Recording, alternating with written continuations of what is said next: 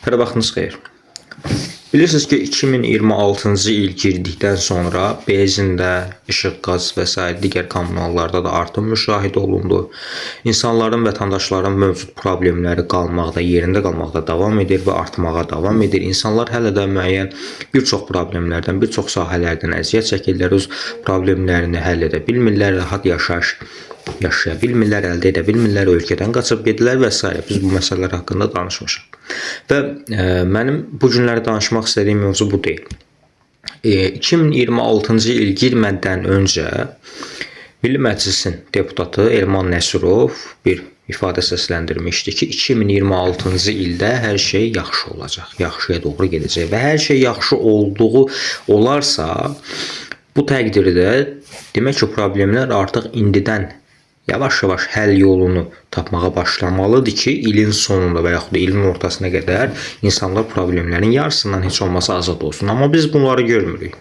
Biz problemlərin hələ də artdığını görürük. Biz insanların yenə də daha çox narazılığını görürük. İnsanların daha çox təhsil, səhiyyə, işsizlik, ölkədən qaçıb getmək və yaxud da müəyyən haqsızlıqlar, ərzaq ala bilməmə və s.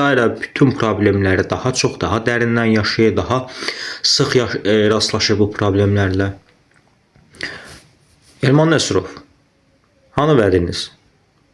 Bəs 2026-cı ildə insanlar yaxşı yaşayacaqdı. İnsanlar 2026-cı ildə problemsiz yaşayacaqdı. Niyə bu millətə, niyə bu insanlara yalandan vədlər verirsiniz? Zaten insanların əksəriyyəti sizin, belə deyim də, vədlərinizə inanmır. Çünki uzun illərdir artıq Milli Məclisdə deputatlıq fəaliyyəti ilə məşğulsuz, amma insanların problemlərini mən görməmişəm ki, səsləndirəsiz, dilinizə gətirəsiz. Bəs niyə insanlara ümidləndirici vədlər verirsiniz ki, 2026-cı ildə hər şey yaxşı olacaq? Axı yaxşı olmur. Təkcə Elman Nəsrovdan söhbət getmir. Ümumiyyətlə, millət vəkili, Milli Məclisdə əyləşən deputatlar.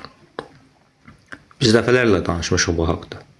Niyə insanların problemlərindən danışmırsınız? Bəs deyilmi artıq bu qədər özünüz üçün çalışdınız? Axı sizin statusunuz millət vəkilidir. Bir dəfə olsun, niyə millət haqqında, millət üçün çalışmırsınız?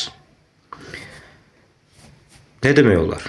Sadəcə ümid eləyək və arzulayaq ki, nə vaxtsa bizim millət vəkilləri öz statusuna layiq işləyərlər, öz statusuna layiq davranarlar. Təşəkkür edirəm.